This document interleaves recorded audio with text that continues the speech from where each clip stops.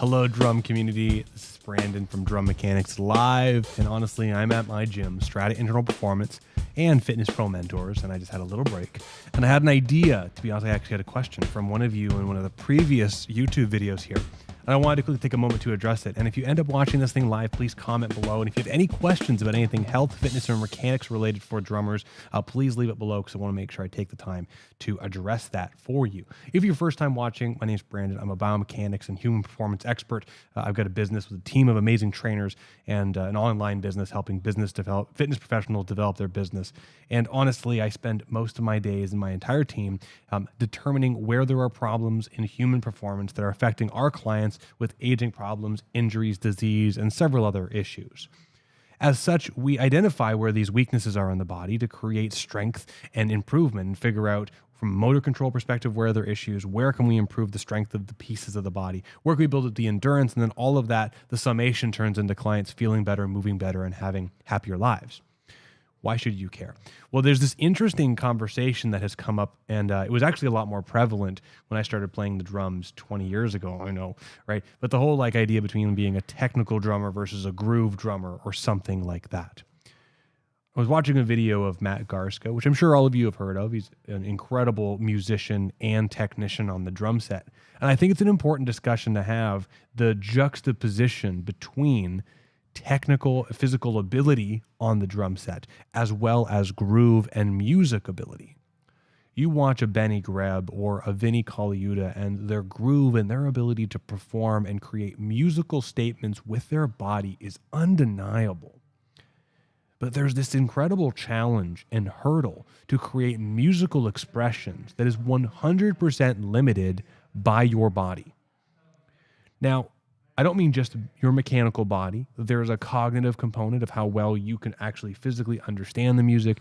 How do you recognize, hear, and interpret time? Can you play with the click, both the actual lateral click and each individual subdivision? All of that is a tremendous amount of skill, but it comes down to how our physical mechanical system creates and delivers the sounds on the instrument in the time, in the musical phrasings. This creates this interesting challenge where fatigue is a number one factor that we have to be considering when it comes down to the body. The video that Matt Garska recently posted, I think he got a new DW drum set, very nice, and he's playing some double bass phrases, and he's playing very quick, probably 200, 220 subdivisions, and going back and forth between 16th notes and triplet 16th notes, and it's just amazing. But watching him and the way he moves and how quickly he can, with his feet, it just blows my mind. It reminds me of Virgil Donati, Thomas Lang.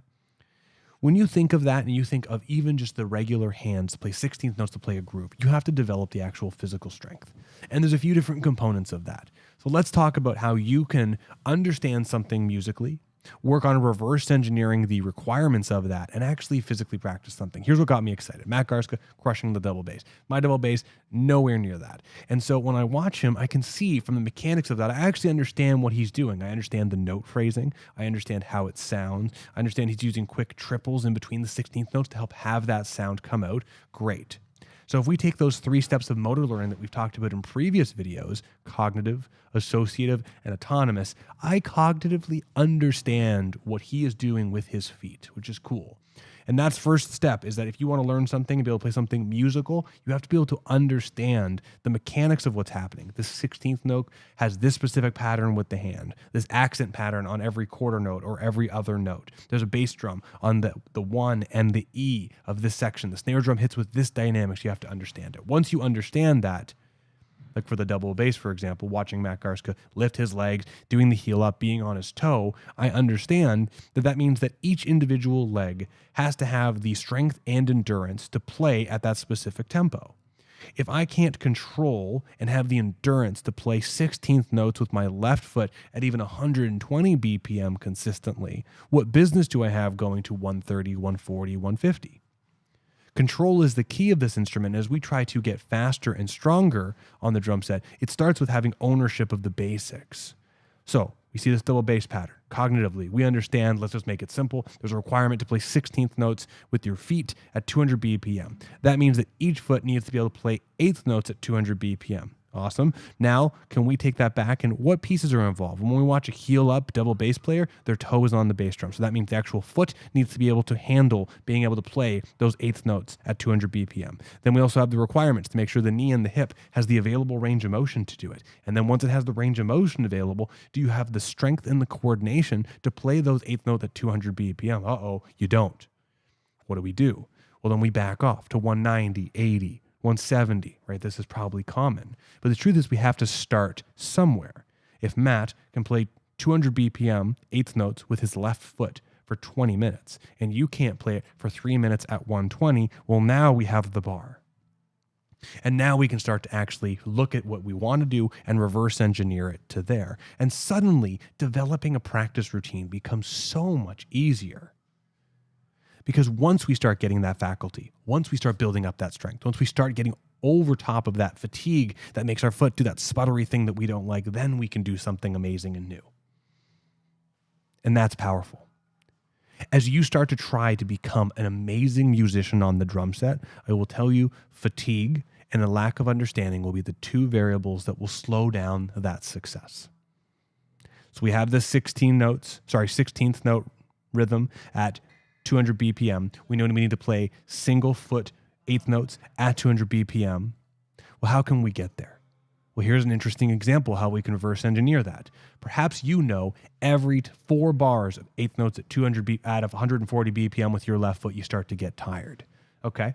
But if you stop right at the end of the 4th bar, then you don't get tired and you actually can feel your leg gets to recover. Okay, so what if we do this? What if we do 4 bars of eighth notes at left foot 140 BPM and give us a 1 bar break? And we make it a 5-4 cycle. And then on the end of the 5th bar, we do it again. 4 notes at eighth notes with a 1 bar break. Wait a second, that's still kind of burny. Okay, well, let's do a 4 bar sequence with the left foot and then a 2 bar spacing.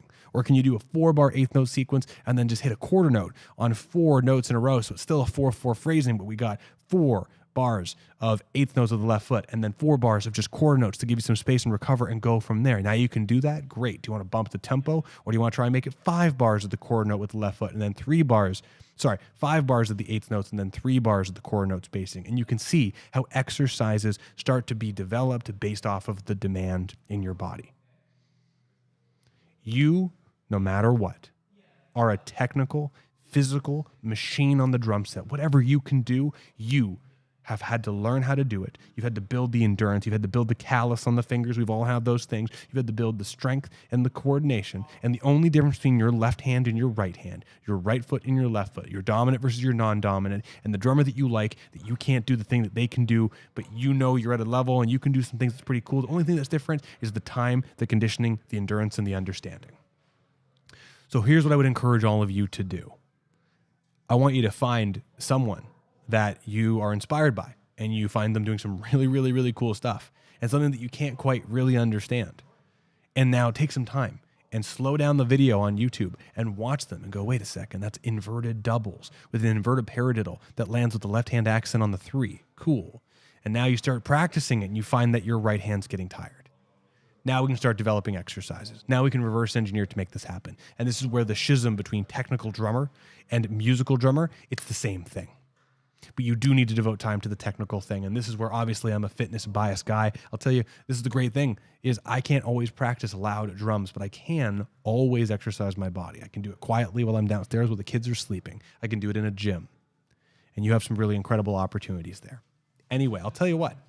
Leave a comment below if you found this remotely helpful and how you think about being a technical musician versus an actual musician, and tell me about that schism. Because I'll tell you, there's some really cool stuff there, an incredible opportunity to build your physicality and then also practicing musicality so you can have unlimited freedom on the drum set. Anyway, this is Brandon from Drum Mechanics. Please subscribe. Please check out the other videos. We have some incredible stuff on should you wear shoes, what type of drum throne height, where should your drum throne height be, and incredible stuff coming up. But leave questions below. Let me know how you're thinking about it, and thank you so much for watching.